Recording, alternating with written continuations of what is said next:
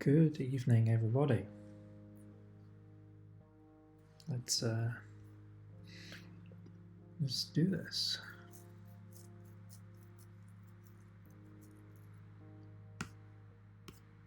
All right. Hey there. How are you?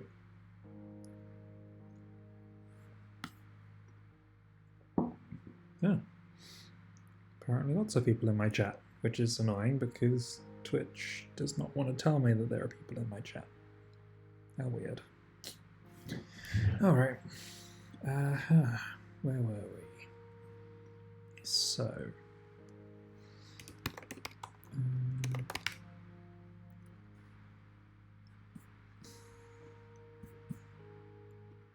You should be able to hear the game music, hopefully.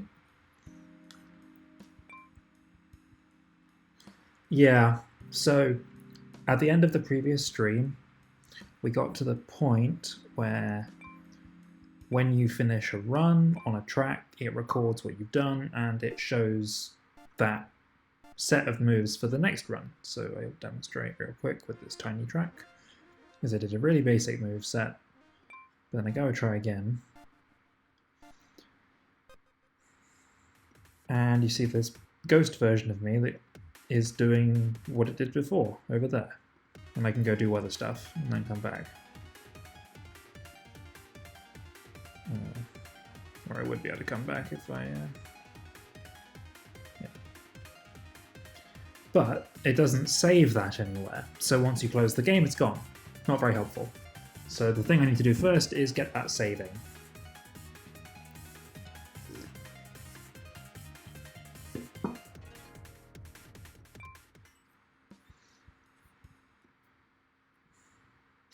I also ran into a couple of weird edge cases with it yesterday where it, like if it ran out of moves and stuff, it would break and all sorts. So I think it's fairly foolproof now. But the first thing on the agenda, at least, is getting it to save. So pretty simple stuff. Because we're already storing the move set data over here with our track data stuff, we should be able to basically go and create a like a ghost section, which is like that. In our data format. This is a terrible way of doing this, by the way, but I don't feel like fixing it right now. These sorts of data formats are not sustainable, so fortunately future versions of Dome have things in the works that will make this easier.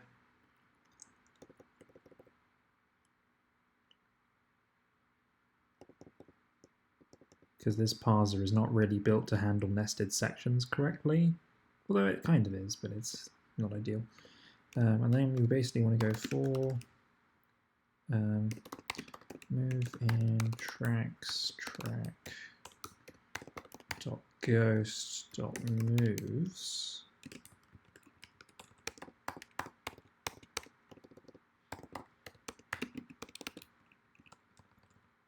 We basically go, how are things kept? It's 2 values, but it's actually like 4 values, so like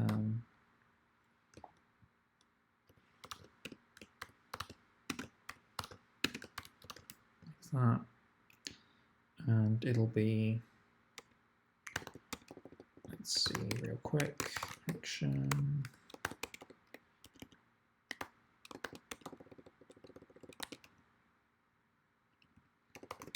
Move.direction dot q move dot, no, it's a direction. This is going to get really long otherwise, so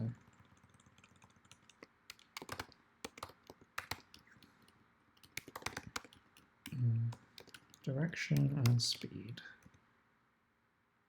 Well, I suppose that speed is actually not a vector, it's a distance, so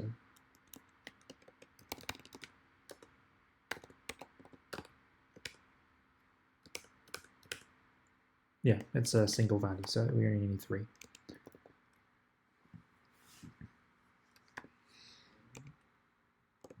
In which case I don't actually need the extra variable for that, that's fine.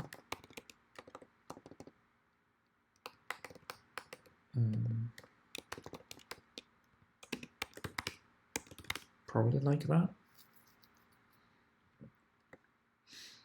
So let's just have a quick look and see how the profile gets saved doing that. So, bugged up already. Oh. Must have messed up a line there. That happens occasionally when you're messing around with Vim. You very occasionally just screw up some line, fiddling and fumbling the controls. How is everyone today anyway?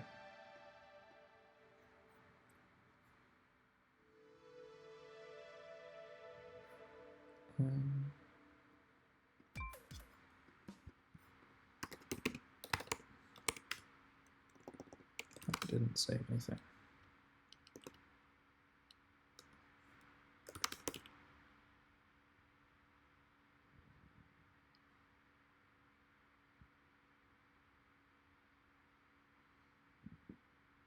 Well, that's good. I hate it when you sort of think, oh, this will be easy, I can do it just real quick, and then it takes forever. That's some of the worst. I mean, that is like most jam projects as well, so yeah, it happens. But yeah, it's a grind as well, so I'm glad that you got that done.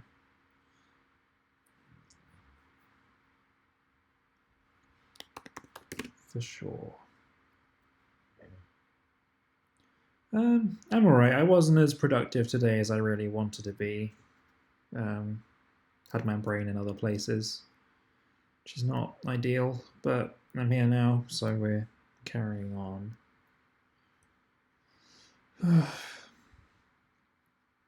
It's the way it is, I suppose. Although at least, yeah, I got to push Dome forward a tiny bit this morning and yesterday, which was nice. But yeah, work is not going my way right now either. So.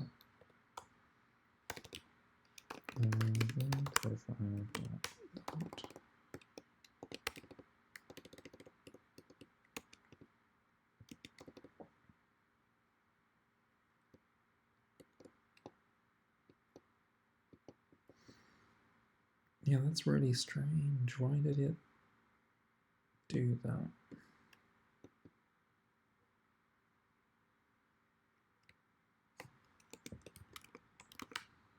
It'll be something really dumb as well.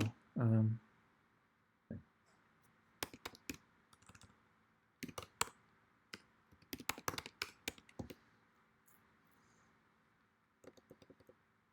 mean, it was by default the best, so it must have set a ghost. So the ghost will be there for when the track is saved, right?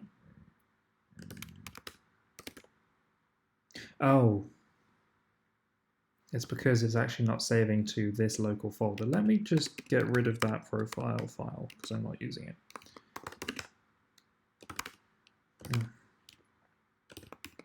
Who the hell thought putting spaces in the path was a good idea?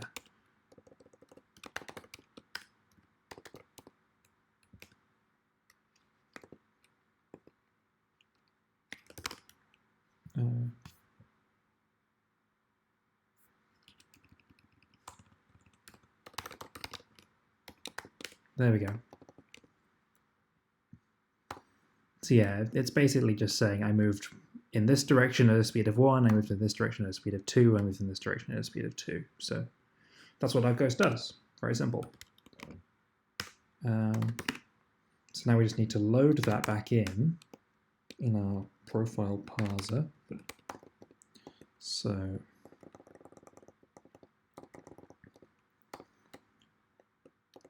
if we're in track mode and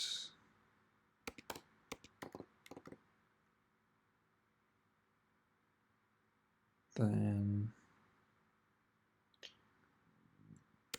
we want to go like this, we'll just say line, and if that is ghost, sure, you can ask me for some advice. I'm not sure if I'm necessarily the best to give advice, but I'm happy to offer my thoughts. I'll sort of just do this in the background.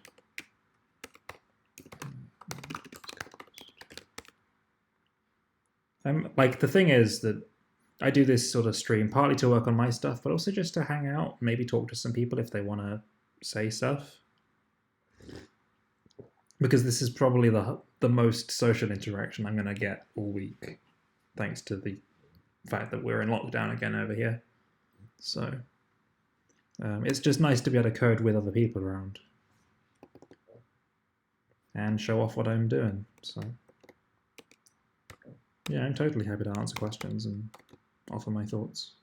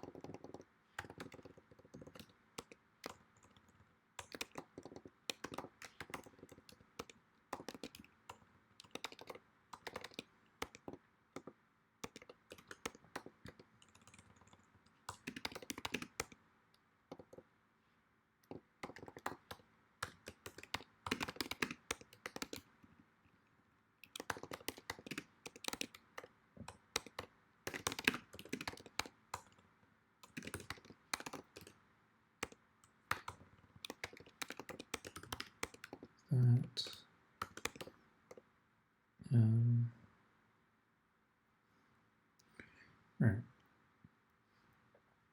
I've been planning a story building tool to help me with my narrative-based game, but I'm unsure if it's actually necessary for the game's completion. How do you decide whether or not building an extra tool is a good idea? So for ALLNIGHTER at least, the reason that I have a level editor is because the map format and it's actually two reasons. So because it's a hex grid, it doesn't map so well to the sort of simpler ways of representing level data you might go for, because you can't do a comma separated file that makes much sense because the lines would all be offset. And also, separately from that, the actual way that that data is stored in the engine is confusing because it's not stored as an array, it's stored as a map of hashed coordinates. So the reason that ALLNIGHTER at least has a level editor is because that data structure is so difficult to manually edit that it made more sense to me to make a level editor. Just so that I had something to actually interact with it, rather than trying to like recalculate that coordinate hash every single time. Because if I wanted to go and find track 1, for example, like, how the hell do you edit this in a sane manner that makes sense to people? So that's why ALLNIGHTER at least has a level editor. So that was the calculation that I made in my head, was what would take me longer to do, make some levels in a dumb simple format, or just make the editor so that I can do something. The fact that I then probably noodled around in making that editor much more full-featured is not necessarily the best thing to do, but it became a feature of the game as well, because then you can ship that editor with your game to other people who might want to do stuff with it. My hope is that people will get ALLNIGHTER, play the tracks that I make, and then decide, let's make our own and do stuff. And maybe share those tracks around. So the level editor, while it's an internal tool to start with, you can ship it if you want, and then it has more value as well. But to start with, I try not to make one. Like my initial thing would be not to have a level editor until you need one. Because if you can get by with a really simple format, like a CSV works really well for tile map data, like really basic tile map data. So let me just go to another project for a moment. Let's go here. Examples. So Dome has got a bunch of examples. One of these is a platformer. And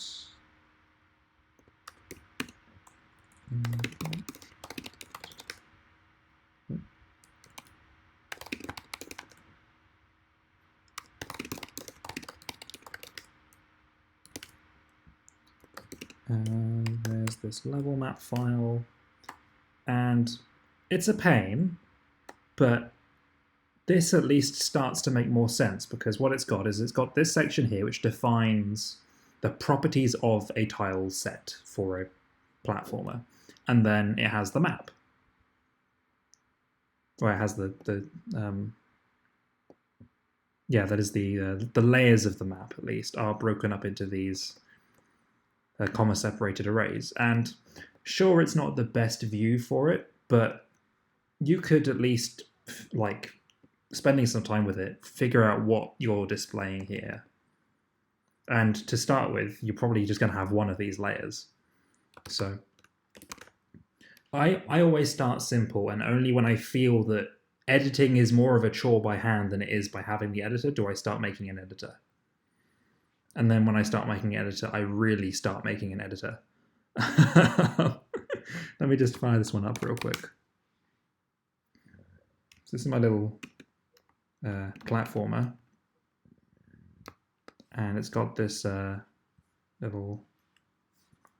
It's in editing mode at the moment, so you could just put down this thing here. Like that. And I'm not sure what this mode actually does anymore. It's been a while since I touched it. Okay, so yeah, this opens up the tile palette. So I've got a tile set over here that I can basically just pick pieces from.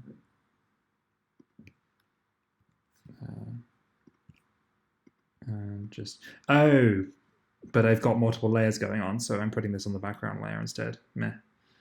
But yeah, for context at least, this is what this little platformer engine looks like. And I like when I start making an engine, an editor, I really go for it.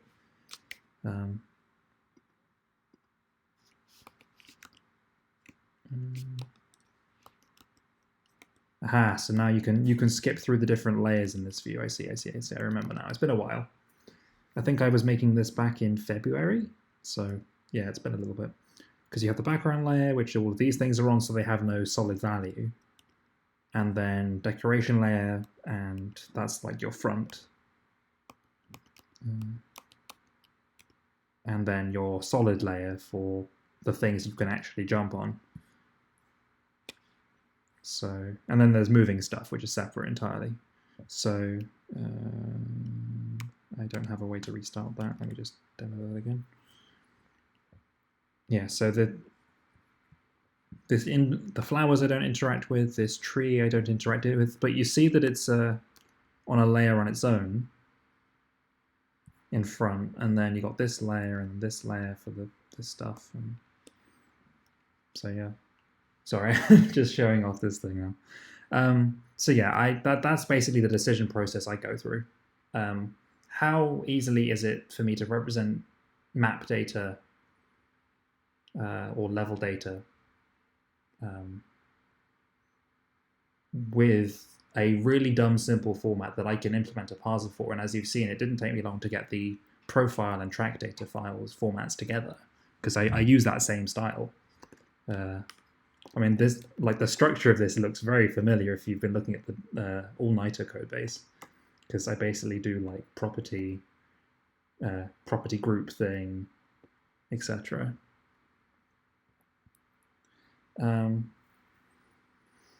So yeah, I'm approaching the point where it's tedious, but not impossible to edit the story. It branches in several places, and characters' items change at different points. I'd rather not leverage an infinitely nested file system as my storage. Yeah, that's fair. See, at that sort of point, I would consider starting to have a visual tool, just because then you can, especially for a story-based game, that's the bulk of your content. So you want to make content creation as simple as possible as well. So if you can start having debugging stuff as well, if you need to worry about where different blocks of text link to and things, I'd say that's definitely worth having something for. It's also worth it to look at whether or not there are similar tools that do this already, because there might be things that let you do branching dialogue tree construction that you can then just implement a parser for, rather than having to build the tools yourself. It's the same thing. A lot of games can, a lot of people will use a application like Tiled or Ogmo or the LDTK, which just came out, which are map editors, and they're full-featured map editors. And they output into both their own format and also into fairly parsable JSON. So you can have external tools and external asset pipelines for this sort of stuff as well, if you'd rather go that route, if it's available. It isn't always available. This is the thing. There are standard square tile map editors that pretty much everyone has made. So this one for here is a little bit redundant, but there's not a ton of hex editors around. So I didn't have that luxury. I've just thought of another strange level editor that I did, now that I think about it, which was for a game I did for Dome Jam in March, which was Rhythm Drive. So Rhythm Drive it's a rhythm game. So you've got the music in the background and everything. And you basically have to get the green ones without hitting the red ones. But there's not a ton of ways of really interacting with and visualizing the content of your level. How do I want to phrase it? Because it's a real-time thing, the only way that I could really construct that level was to be able to play the song at the exact moment I wanted to put those notes down. All of that was handcrafted. So that level data, this is horrendous. Like, I wouldn't want to touch this by hand if I could. I mean, I could touch it by hand, again, but the song is about 6 minutes long. So how do I figure out the exact timestamp for each note and things? No. So I have a editor for it, where I can basically step through note by note. Because again, the tools there aren't tools for that. So I had to make it. So that's kind of the thought process I have. Hopefully that was helpful and not just a big old ramble.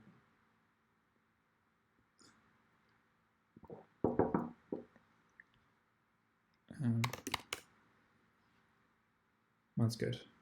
I'm glad. The ALLNIGHTER is the first time that I've made a editor for something that was intended to be public facing. I normally have the editor in the code and disabled when I ship stuff, whereas this is actually available to anybody who wants to create and edit things.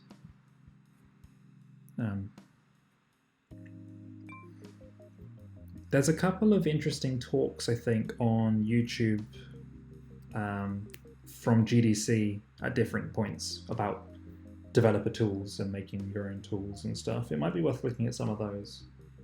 I'm not sure if they're directly on topic, but they're interesting.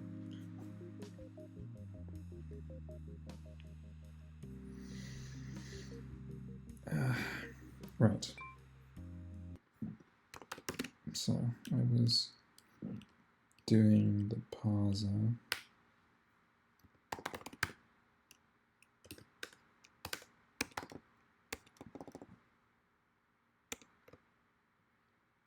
That should be move.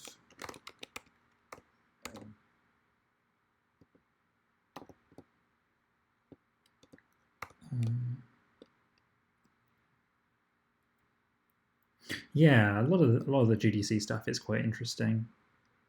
I do enjoy. There's a few really good ones that I actually found entertaining enough to go back to, and a couple that I found useful enough to reference again, as well for different things. Although that wouldn't necessarily apply to everybody, but there's a few fun ones for sure, and some that are just interesting.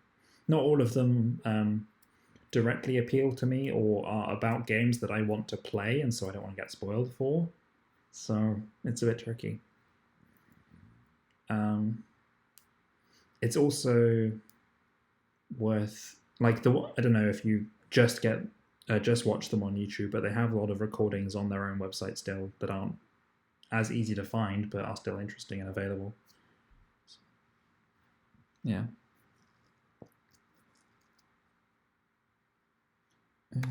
Track.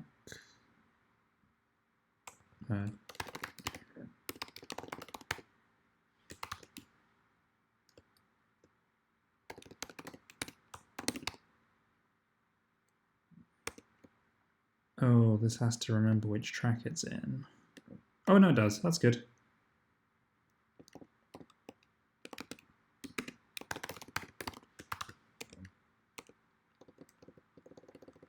Because then we can just go profile dot.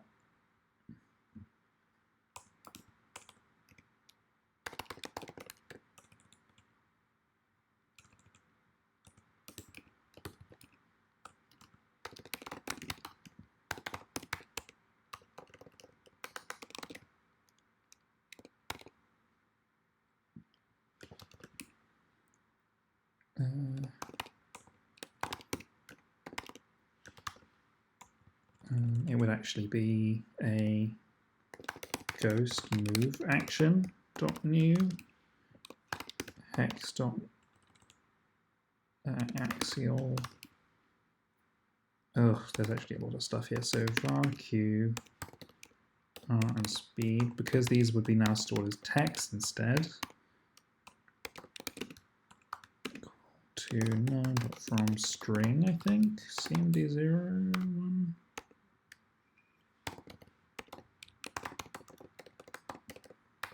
Sorry, I'm sort of, yeah, so because we need to convert the string representation of these values back into numbers that I can then put into real data,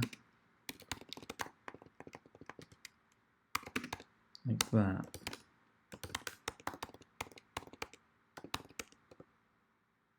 $50-50, I've probably, well, let's go like that for ghost move action. I've misspelled that.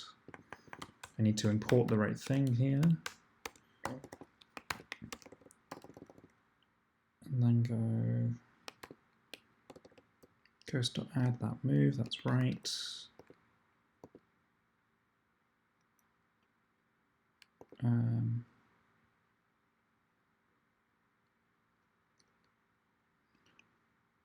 I think that technically does it. So if I go onto this track now, it should just start me with a ghost. I need to import the hexagon stuff. Import. Also, after I finish this game, I am never doing hexagons again. Because it's a lot of pain for not much gain.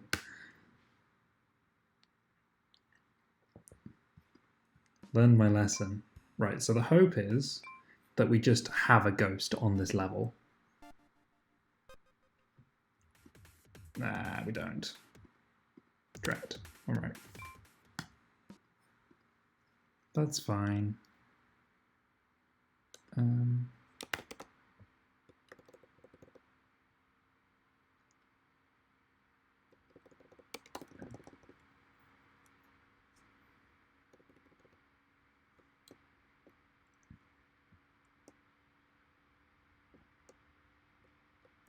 I suppose the question is why?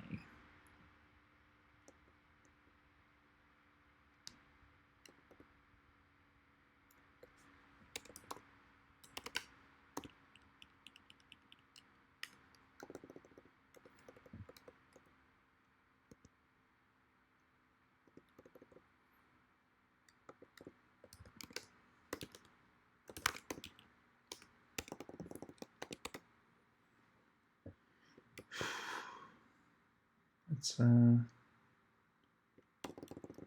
come up here and just go system.print cd.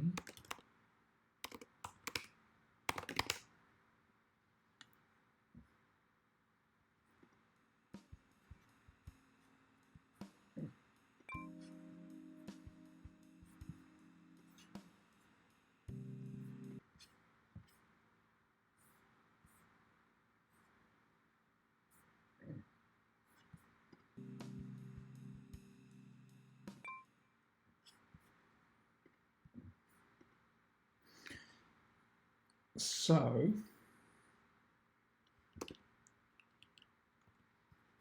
what's troubling me here is that it doesn't look like it's actually loading the profile right now, which means it's probably crashing somewhere. Let me go to the main.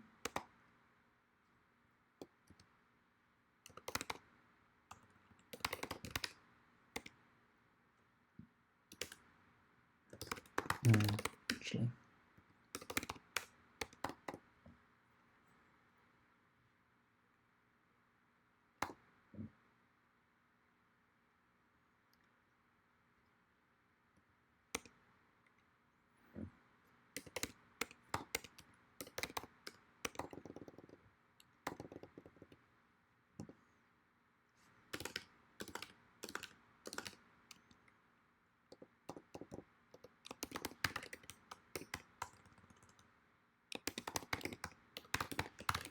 And basically my worry here is that I've got some error being thrown and it's just getting trapped. So I'm not seeing the output.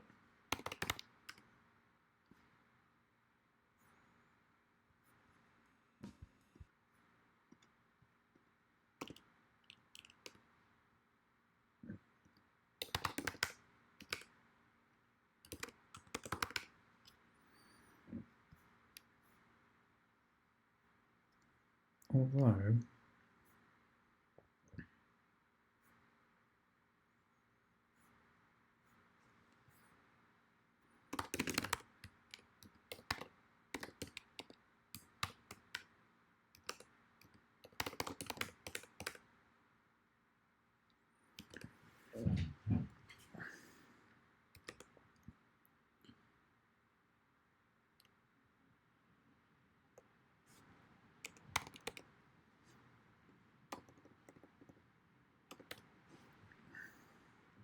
let's put that there.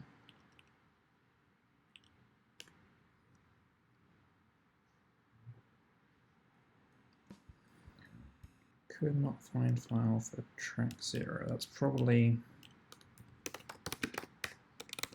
yeah, that's meant to be profile.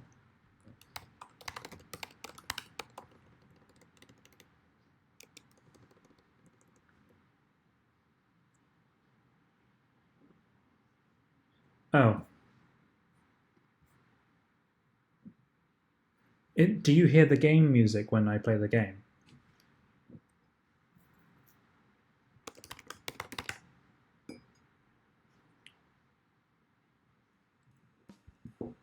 That's fine then. So I basically have two modes for my stream. Either I've got game music on and background music off, or I've got background music on and game music off. I can't have both. It doesn't detect that. So you can see that I've got two versions of my desktop in OBS.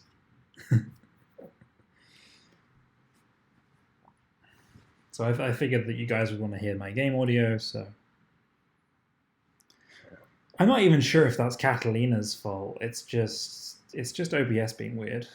Well, audio routing being weird, I suppose, because you do weird loopback stuff to get audio to play on the same system anyway, and that's always been true. So I don't think that's a specifically Catalina issue. That's just every machine ever. Because it has to pipe the output audio to some kind of input to then get played into stuff. Because otherwise, what would happen is, well, I suppose the problem is that I'd play the game, you'd hear the game audio and the background music for the stream at the same time. There's no way of saying to OBS, turn off one of these when the other is running. You know? At least I don't know how to do that. If there is a way of doing that, that'd be amazing. But It's fine. I had to make a choice. I mean, I can put the standard music back on if you'd rather have that than the game music, but I think the game music is cooler.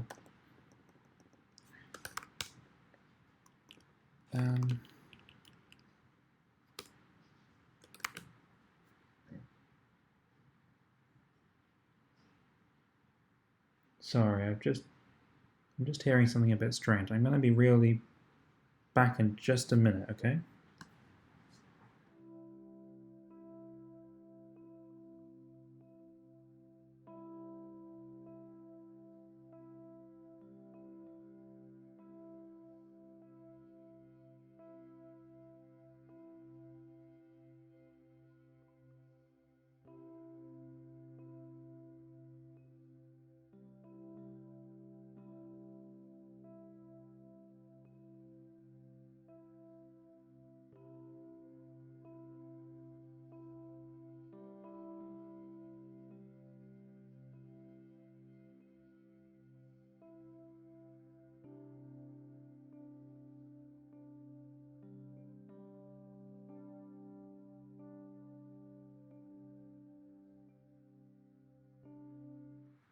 Okay, I'm back. Sorry about that. It's just raining really hard behind me.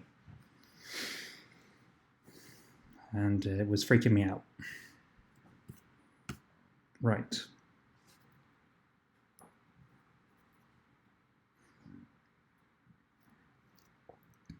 Okay, so why can't it find the profile?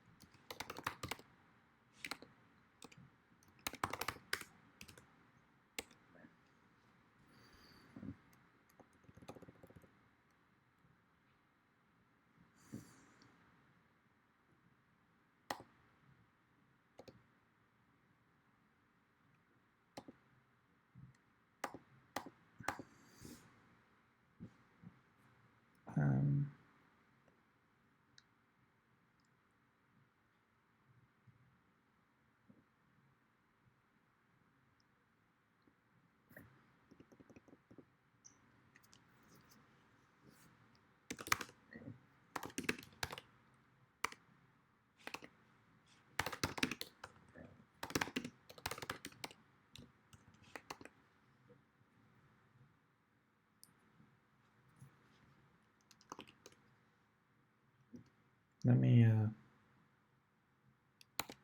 okay, okay, I know what I'm going to do. So, print testing path.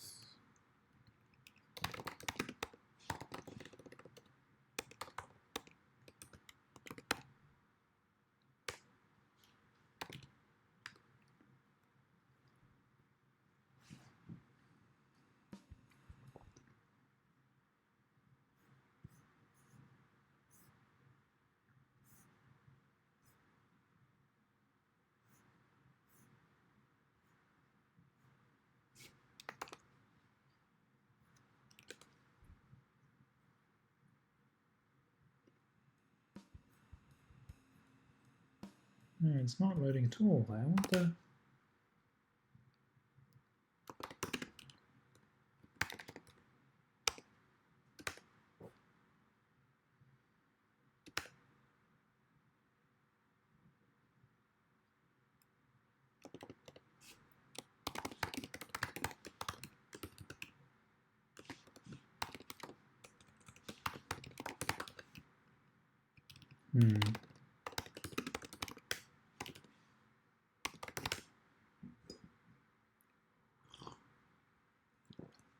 Aha, there we go. I'm trapping it now. Profile meta class does not implement file name. Oh.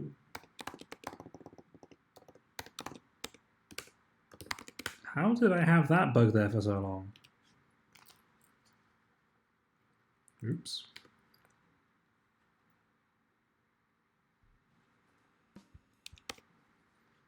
Okay, that's better.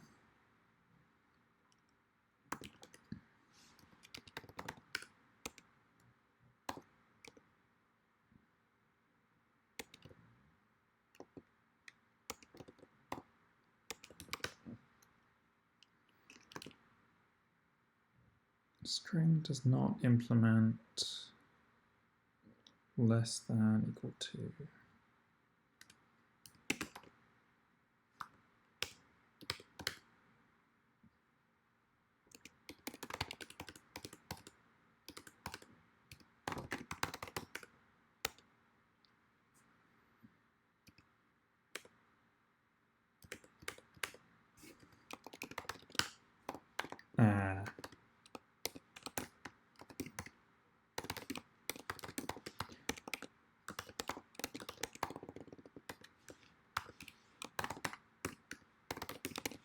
How did this ever work?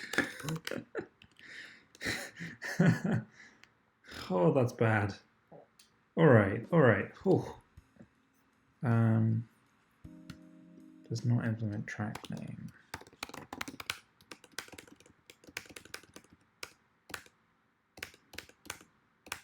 Oop, that one. Not sure if that's something that happens often, but this is why trying is sometimes a dangerous thing to do, by which I mean like try-catch style.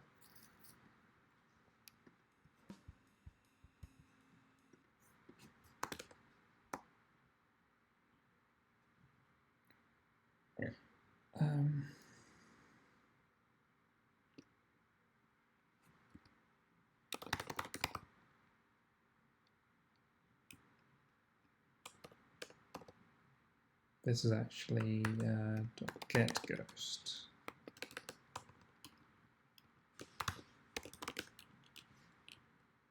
That should be it.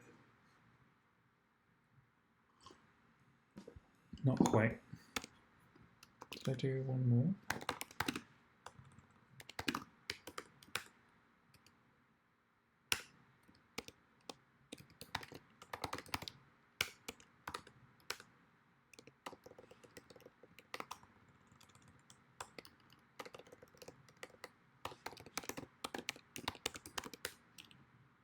Right, I think that's it.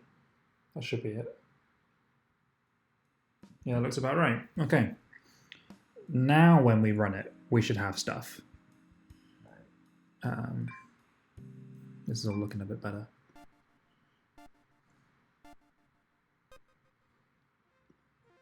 There is not a ghost though, so why is that?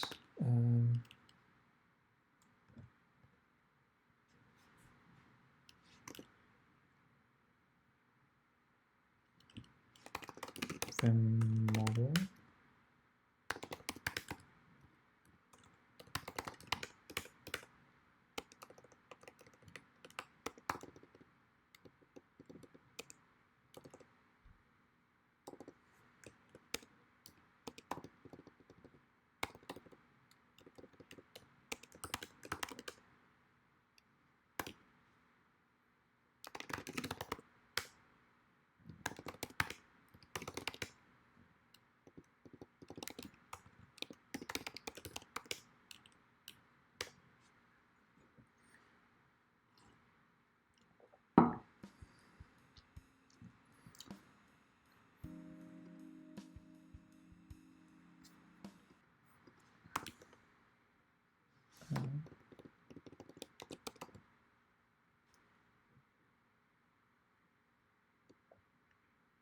And it looks like it's doing all the right stuff because it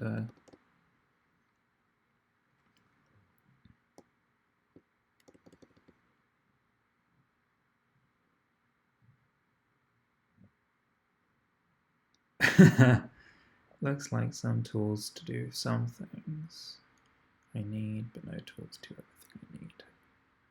Yeah, sometimes things don't quite match up. I mean, you could be the one who makes the first story dialogue tool that does the things you need, you know. Maybe you're the one who needs to do it. And sometimes that stuff becomes more popular than the actual game that you make. So that's the thing that can happen. But no, like it's really like, even if you're going to make a tool to do this, try and make like the simplest tool to do what you need to do, because it's not the game you're making, right? So unless you plan to ship this with it as a feature, it doesn't need to be functional. Or at least it doesn't have to be nice to use so long as it's nice enough to use.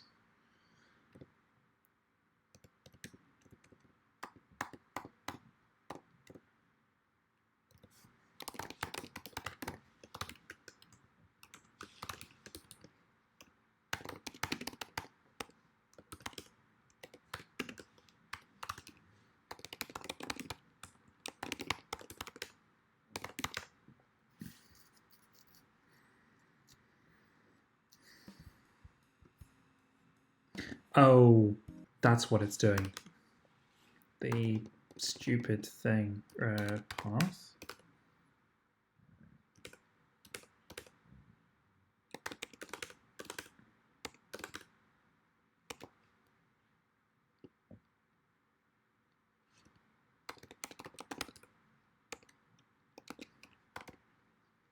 The track name should be like that. Because this could be a file path with spaces in.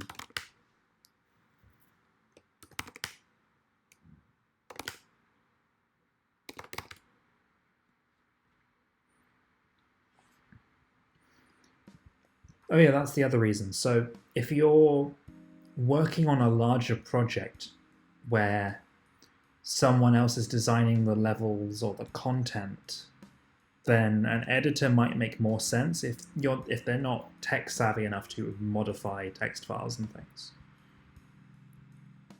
If you want to make it easier for somebody else to work on something, then a level editor does make sense for that situation. That's a good point. Because, like, if you have a level designer but not a level programmer type on the team, they're not going to want to code things or script stuff. Oh, that's a bug thing.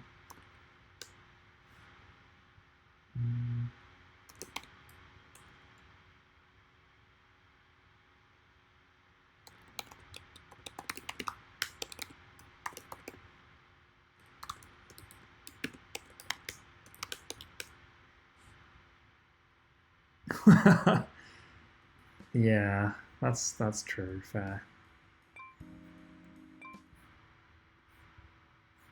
Okay. Now we should have a ghost. There it is. It's not moving. Why is it not moving? The heck?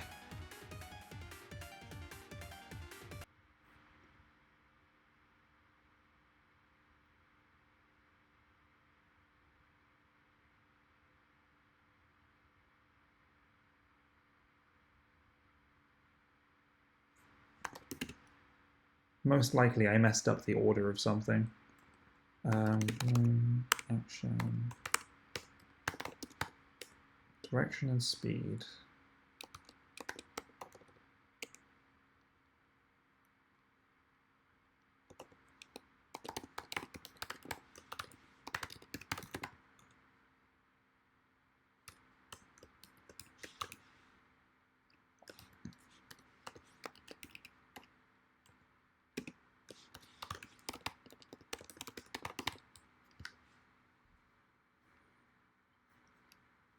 I bet I like misunderstood the types of this thing or something.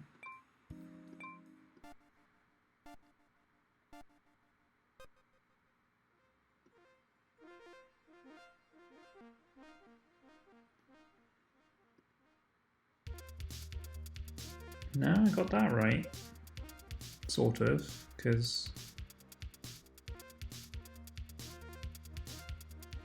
it would be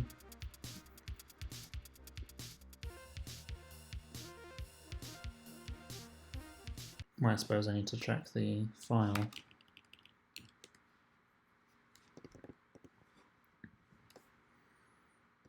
Zero minus one.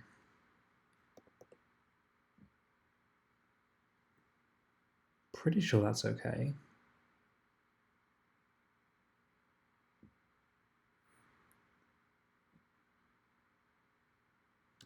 I will play them in order.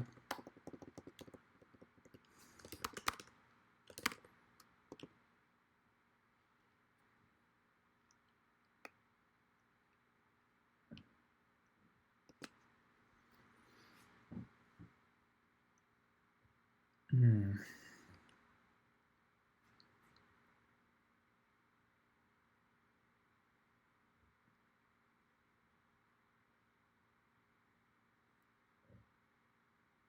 That's really strange.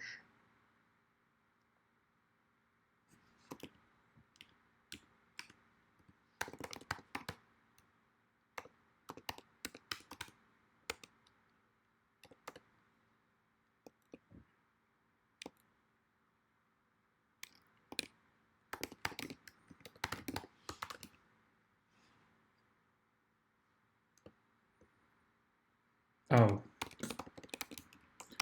That's why. Alright, see you in a bit. I think we've just cracked this case wide open.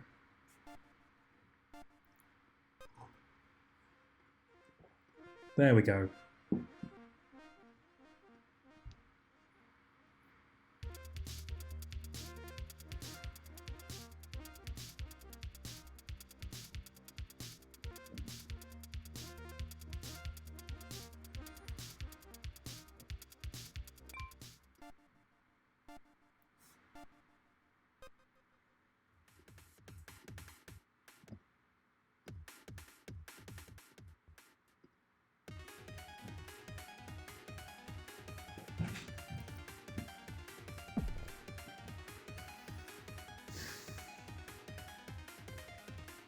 Question is, why didn't it overwrite that ghost just now?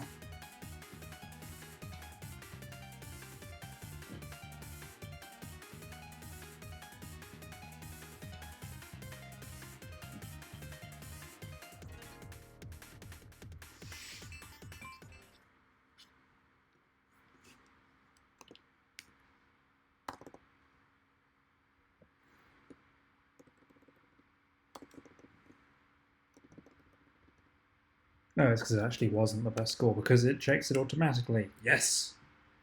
That's good. I love getting stuff for free.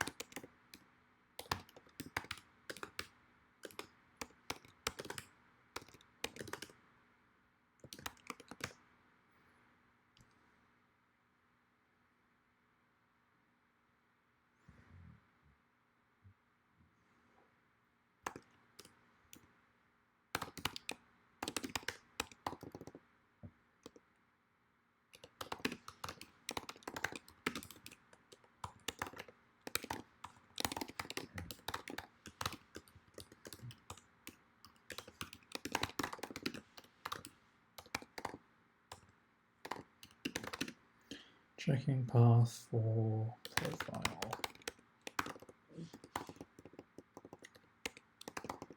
I need like a little logging system or something, but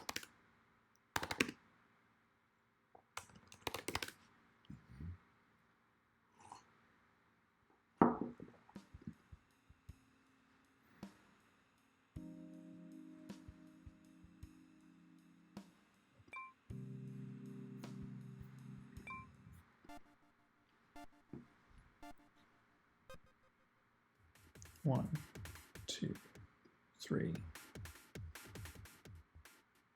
I mean, that's wrong. It is counting one extra move. What?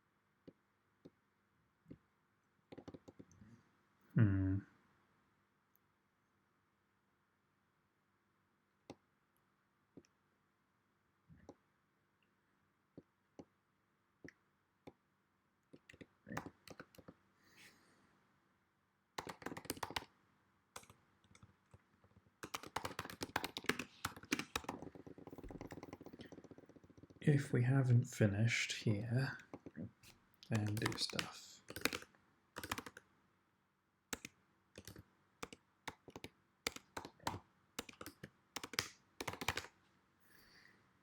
I think it's basically double counting because it basically checks whether or not you'd have crashed after you've already crossed the finish line. 1, 2, 3. That should be 3 score, yeah. Very nice. So then if I try again,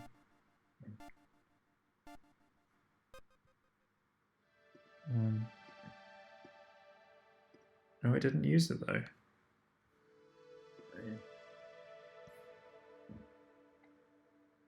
It knew it was the new high score.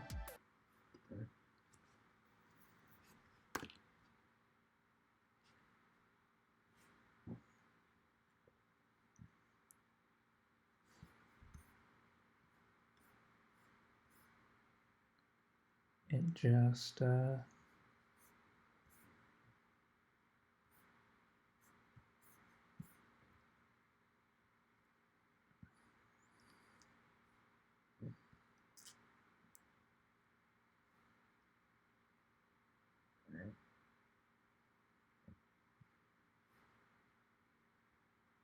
didn't decide.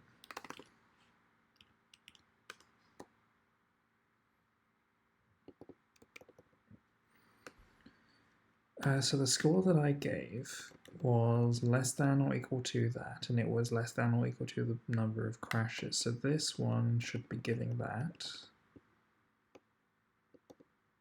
for the run that it did. Best would have been true, so it would have returned the best.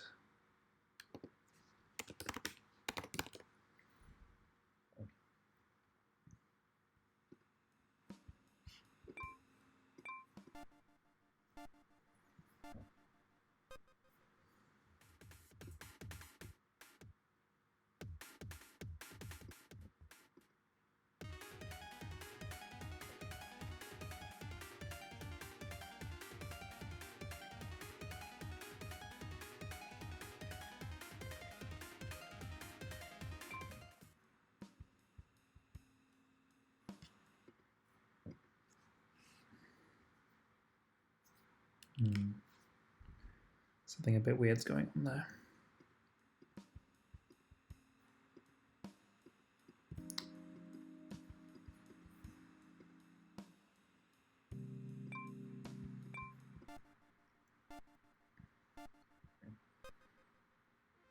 One, two, three.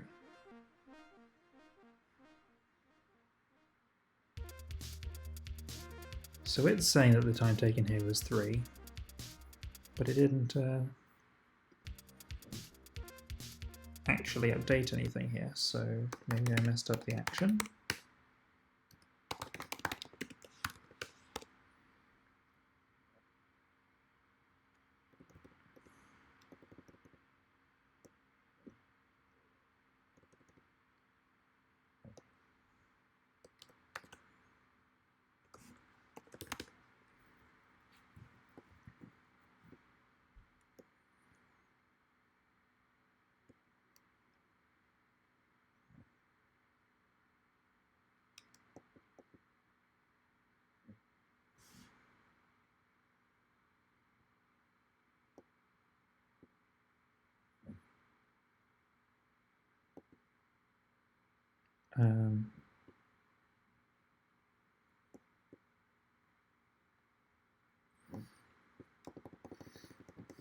Let's see, so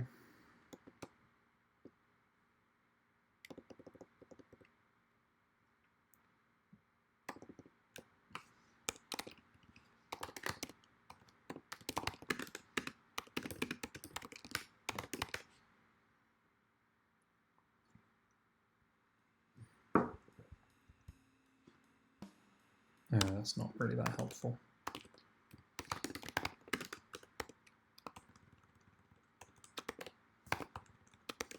Because the whole point of this thing is meant to be like, did we crash? So let's see. This was a valid move. So let's check the path we got to see if we crossed the finish line. If we crossed the finish line, then we should be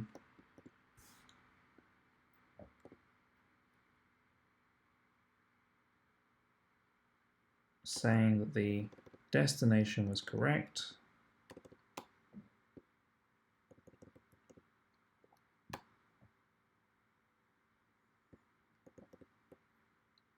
And then because we hit the finish line, none of this stuff should matter. So why?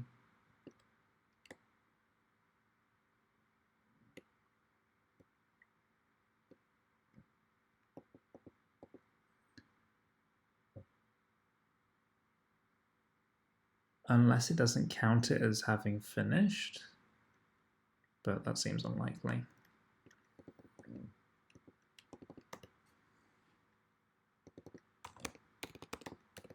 So let's try this again. If not finished.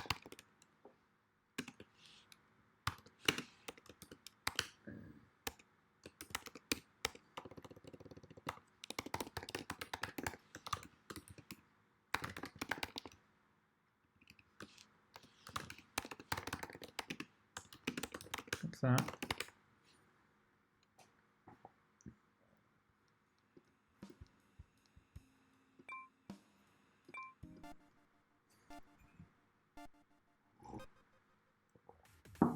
One, two, three.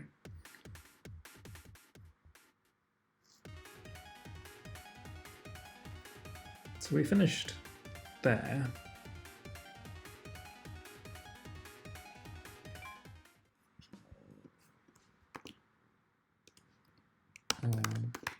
Profile and score.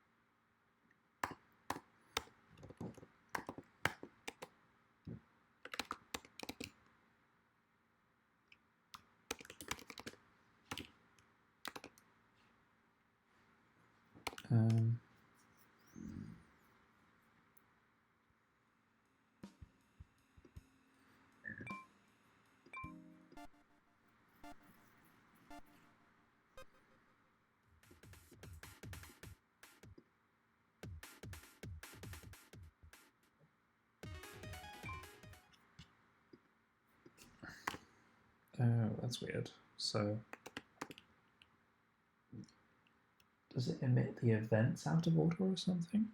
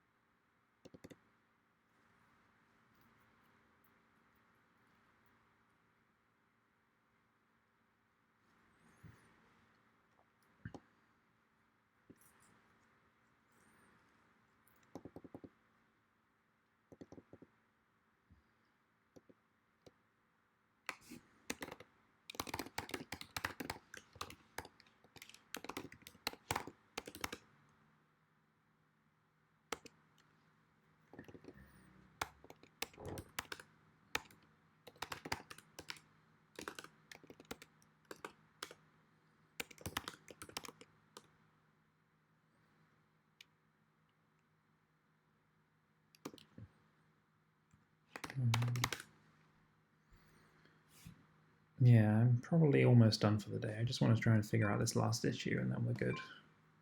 This ended up taking a lot longer than I thought it was going to take.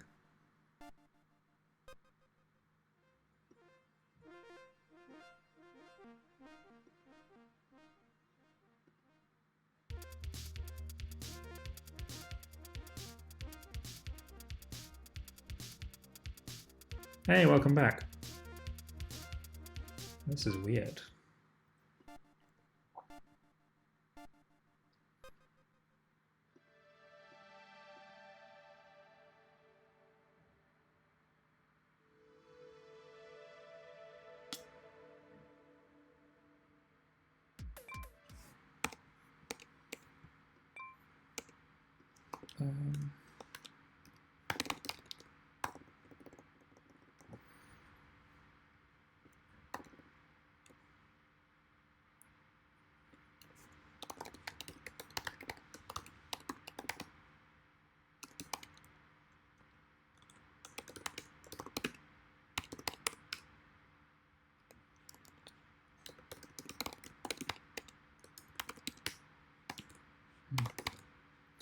Just hitting a weird behavioral thing that I'm not entirely sure about.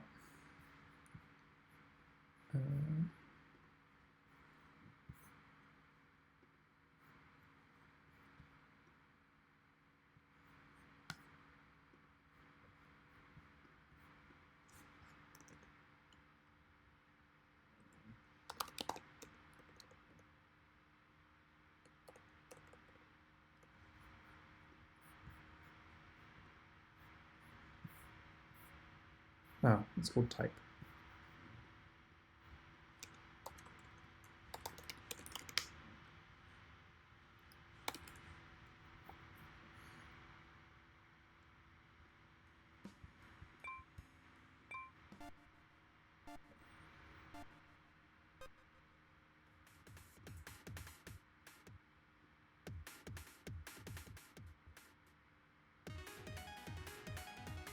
Yeah, that's interesting. So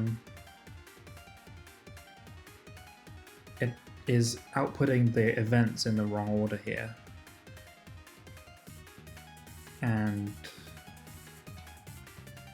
so,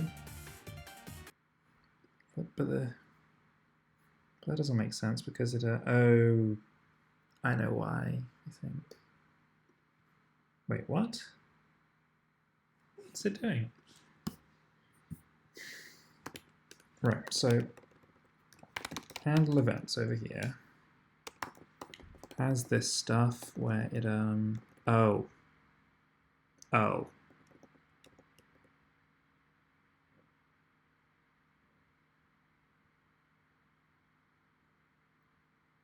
that's not meant to be there.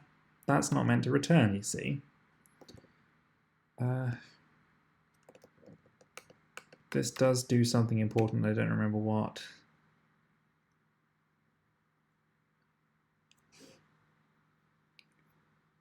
Let's see, so if we're the player, we moved, count up the number of moves. Only the number of available valid moves. If there are no valid moves, then let's take that off for a moment. Because that probably fixed the issue I'm having at the moment, and then we can go back to figuring out what's up with that one.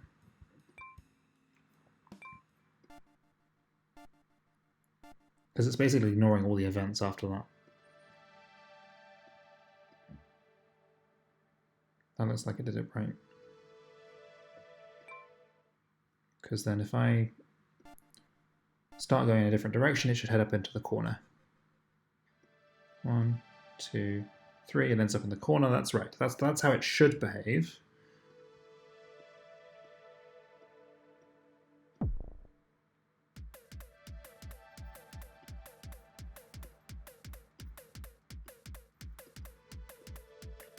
See, that all seems like it's sensible behavior.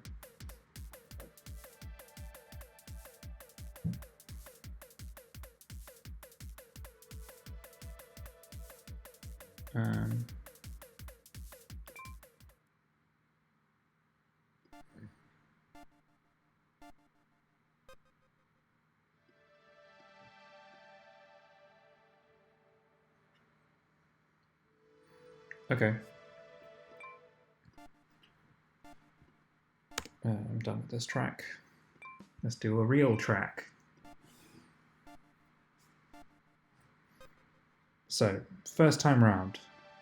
Nothing happens because I've not played this track officially in this run. So you should just see me going around the track at whatever speed and crashing. Well, that's what I think. That's what I think it was. At least that last bit of trouble that I just had. Everything else has been fairly explainable.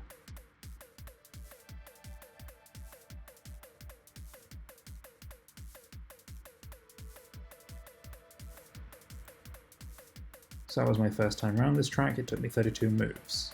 So if I try again now, I should have a ghost. There's my ghost. We took the same path here, and then it goes off in a different direction. Zoom. The hope is to change the color of it so that it will be different. One? Okay, that's fine.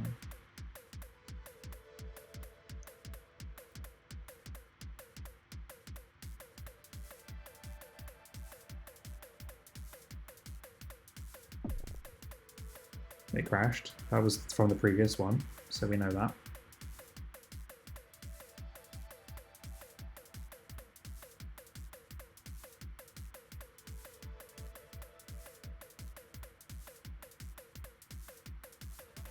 I think that was the fastest I've ever gone around this track, actually. So hopefully that got saved. If I close the game now, and I come back,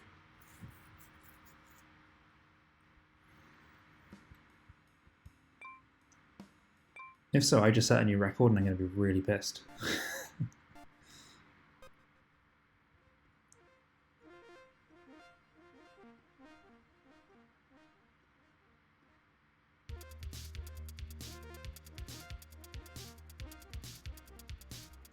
Where did it go?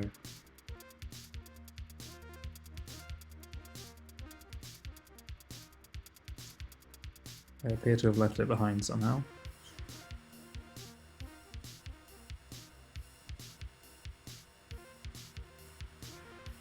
That's weird.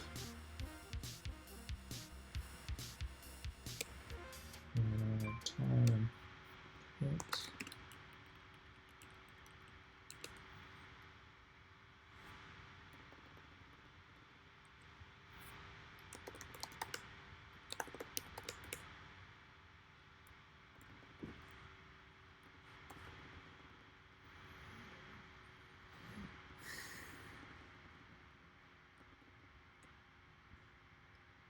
I mean, it could be, because this might not be a valid thing.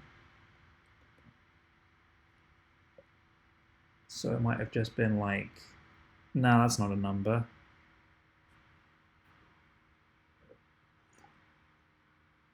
Did I get any weird errors during that?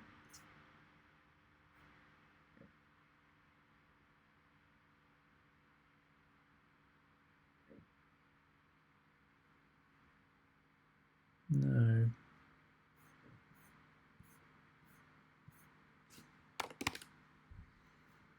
Let me run that again. I reckon it doesn't like converting the value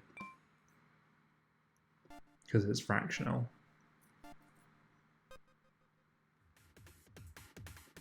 2, 3. Oh no, now I guess it's fine and it's just going to beat me forever. Oh, didn't like that. What on earth?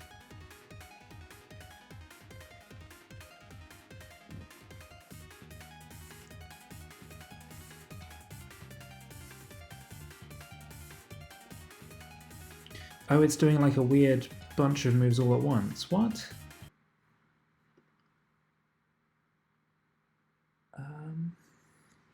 Yeah, what? Why is it doing that?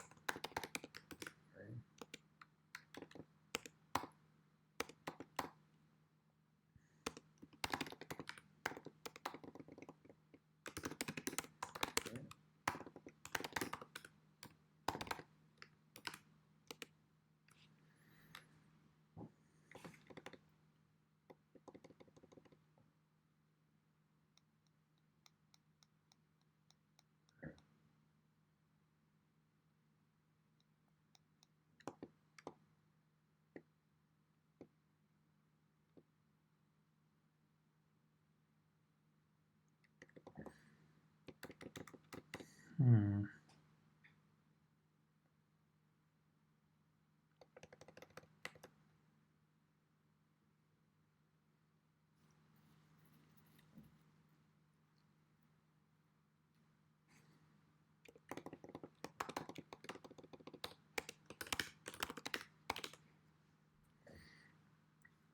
I think I had the order of things wrong there. Might have been the problem.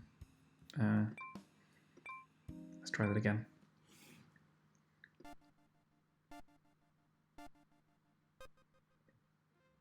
One, 2, 3, 4, 5, 6, 7. No, it's still doing it. What?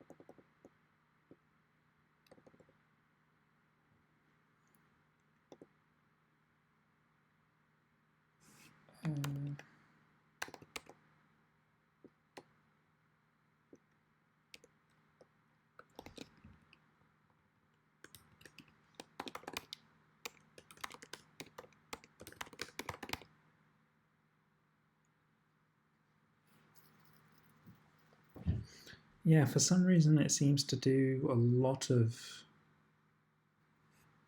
the ghost move.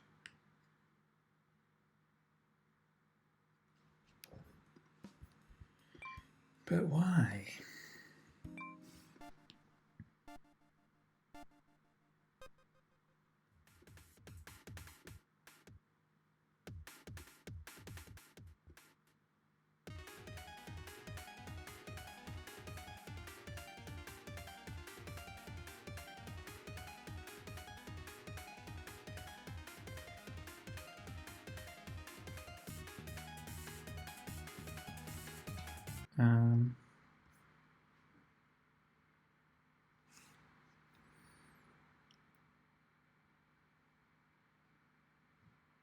Um, it'll be to do with the way the game loop runs or something. because I think we're getting weird interactions between the event handling inside the model and then the event handling for animation outside. I think, but I'm not entirely sure. It's bizarre.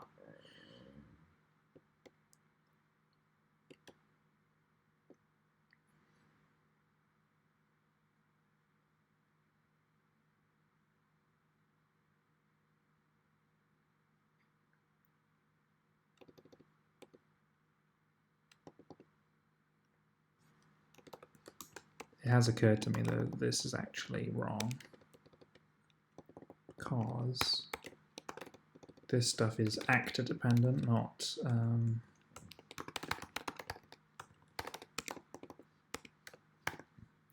directly related to the player. So actor dot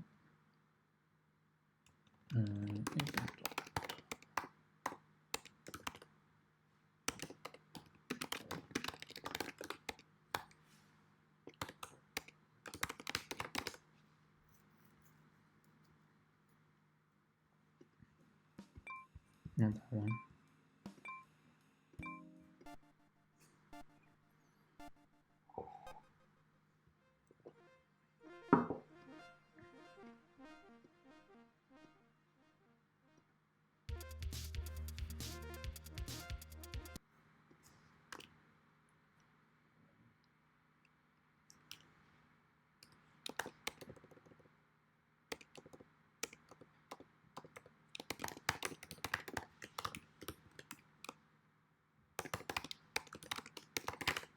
Maybe it's hitting some weird failure there.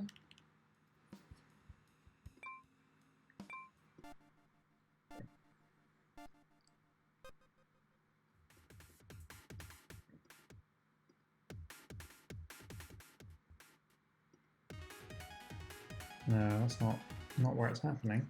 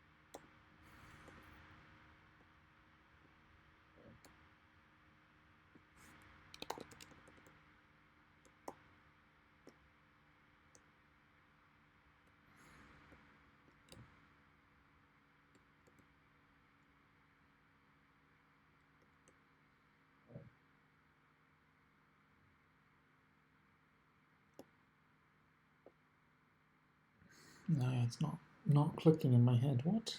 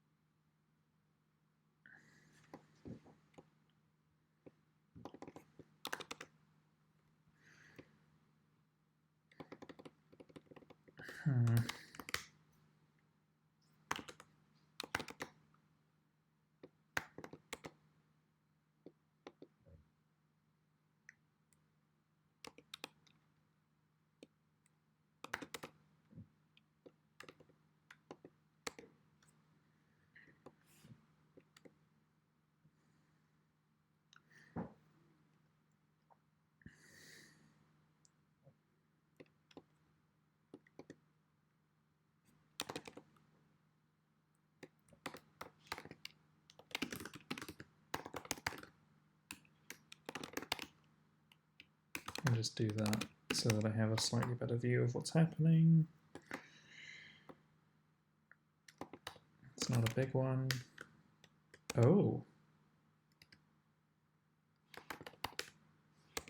That's an awkward clash of things, though, because people might want the actual type.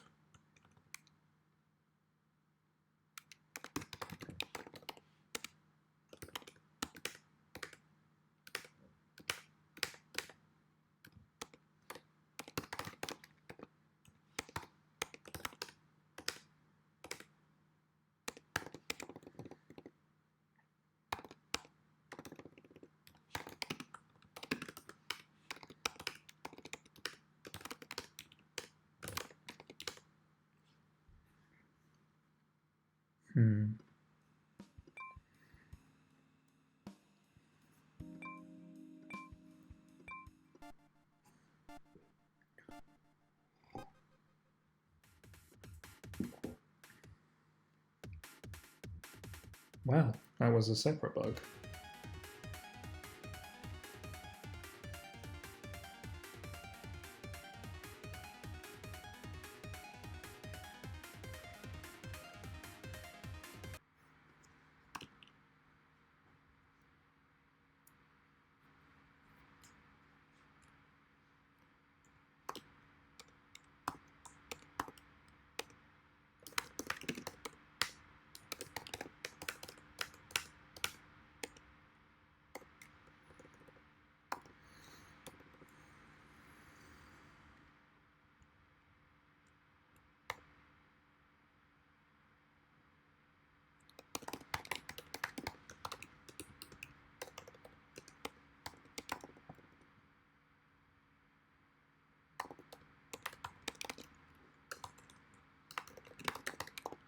I suspect that something's wrong with my general moving logic here.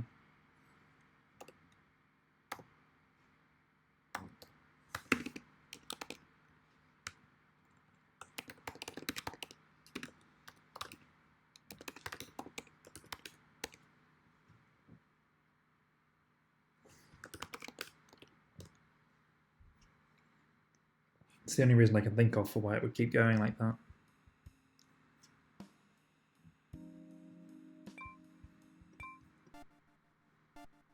Let's see.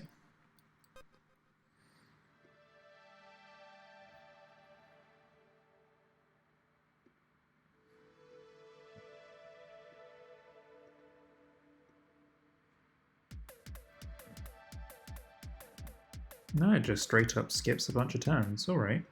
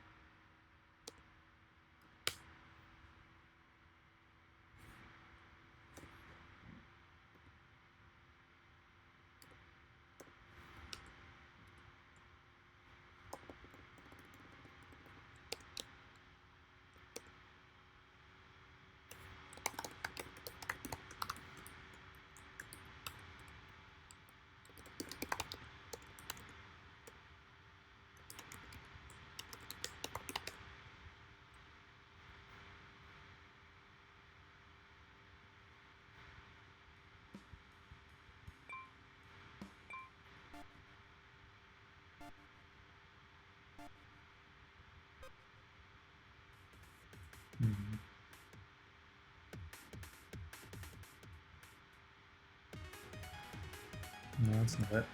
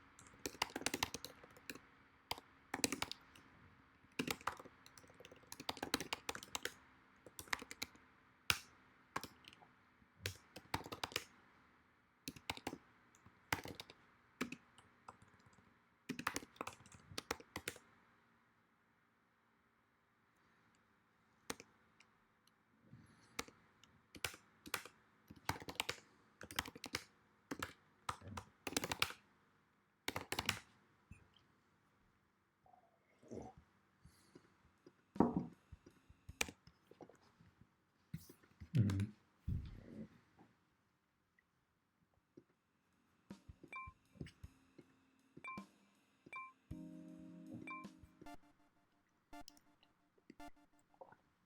I have like a hopeful theory that something else is not going on, but I don't know for certain.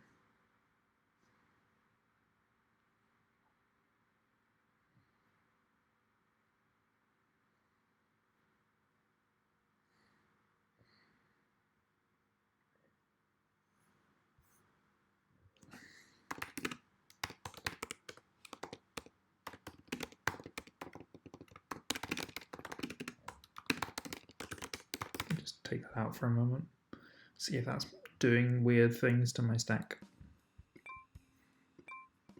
Wouldn't be surprised if it was, but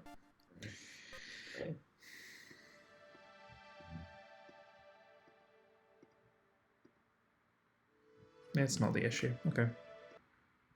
Something else is.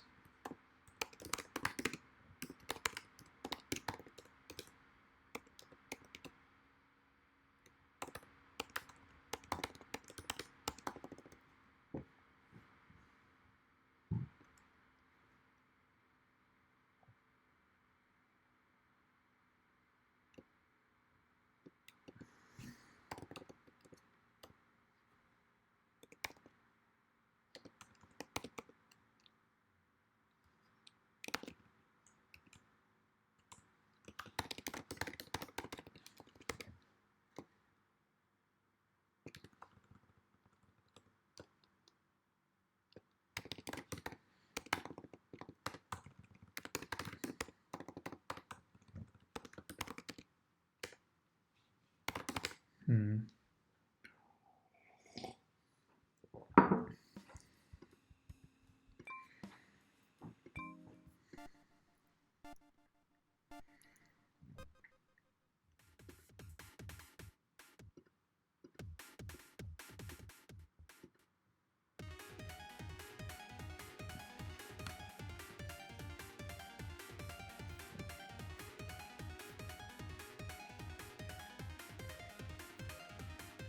Right, so for some reason it tries to make a move here and it fails repeatedly.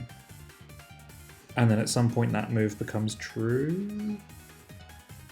Which means, oh, I see. Okay. Okay. So, I think I know what the problem is in principle.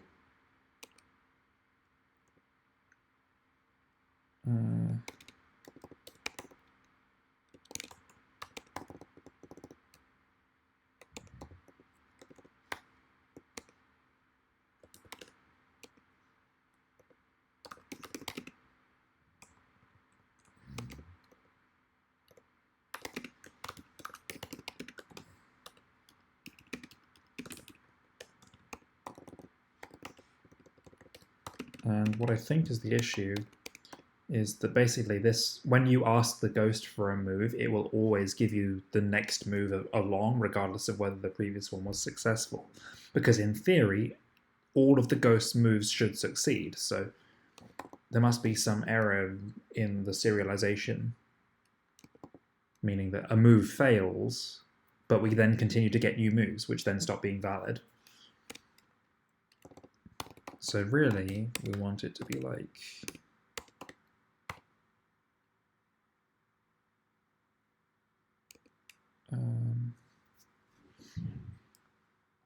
I suppose the vehicle doesn't know that any moves would fail. That's really annoying.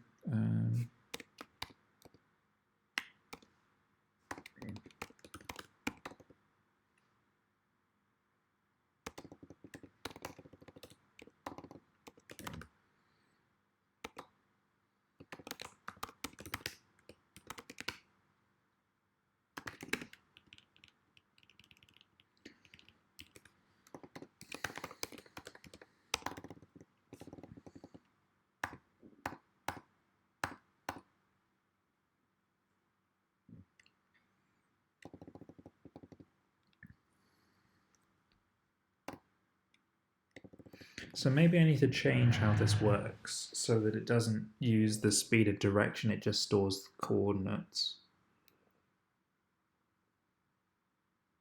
So that it always ends up on a valid tile because it's just using tile coordinates.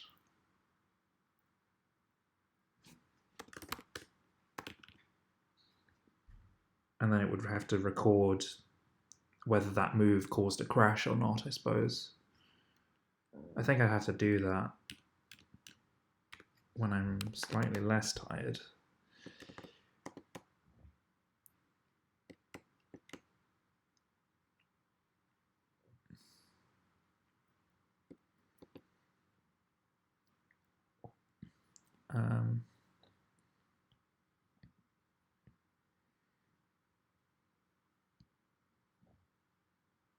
Although, maybe what I need to do